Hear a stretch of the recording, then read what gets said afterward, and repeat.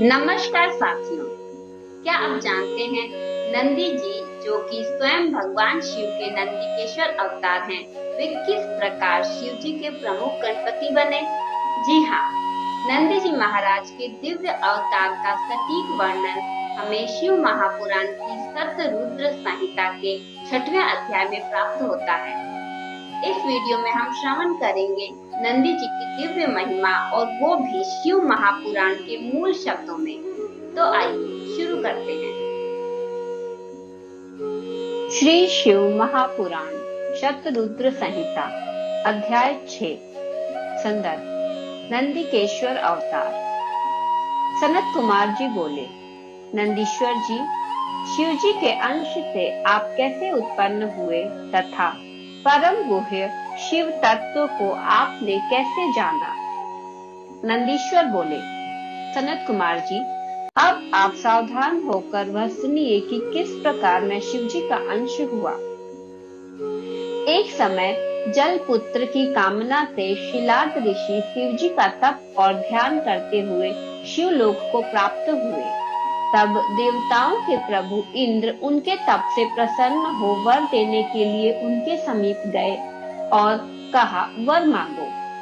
इस पर इंद्र को प्रणाम कर अनेक स्तुतियों से उनका आदर करते हुए मुनि शार्दूल शिलाद हाथ जोड़कर बोले कि यदि आप मुझ पर प्रसन्न हैं तो मुझे आयोनिज तथा मृत्युहीन पुत्र दीजिए।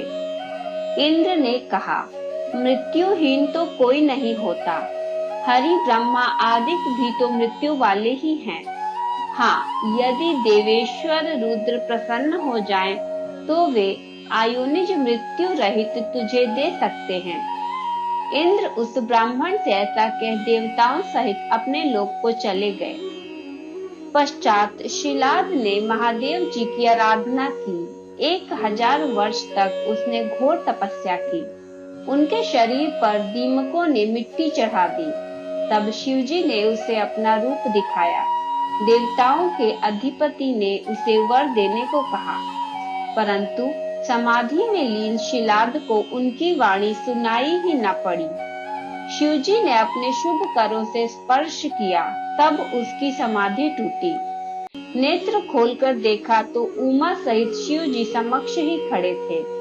वह उनके चरणों पर गिर पड़ा और स्तुति करने लगा।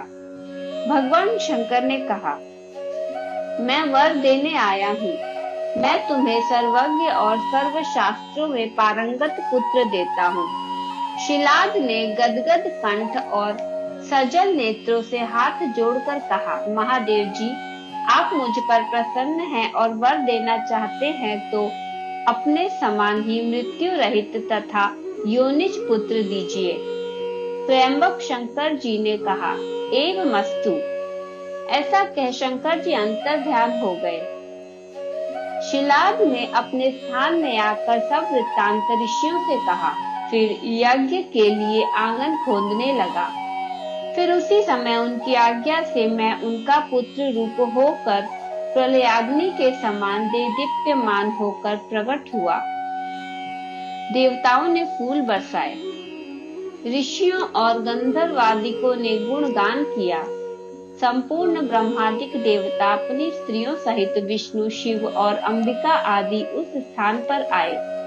अप्सराएं नाचने लगी और सब प्रसन्न हो मेरी लिंग मूर्ति स्थापित कर पूजा करने लगे।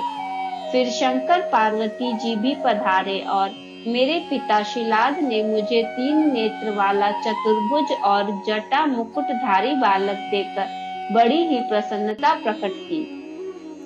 सभी ने प्रणाम किया तथा शिलाद ने यह कहकर कि सुरेश्वर, तुमने मुझे आनंद दिया है, इस कारण तुम्हारा नाम नंदी हुआ। इस प्रकार मेरे सहित शंकर जी को प्रणाम कर मेरे पिता अपनी पर्णकुटी में गए और उन्हें बड़ी प्रसन्नता हुई।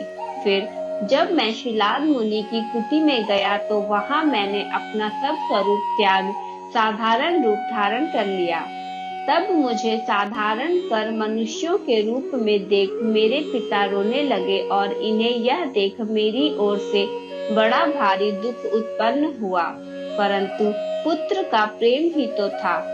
शालंकायन के पुत्र मेरे पिता ने मेरा सब जात कर्मादि संस्कार किया और मुझे मातृवर्ण की अवस्त्रों का सांगोपांग पढ़ा दिया। जब मैं 7 वर्ष का हुआ तो मित्र वरुण मुझे देखने आए। जब मेरे पिता ने उसका सत्कार कर बैठाया तो वे महात्मा मुझे बारंबार देखने लगे और मेरे पिता से बोले, तात, यह तुम्हारा बालक तो बहुत थोड़ी अवस्था वाला है। इसने इतने ही समय में समस्त शास्त्रों को कैसे पढ़ लिया? परंतु अब तो इसकी 1 ही वर्ष की आयु और है।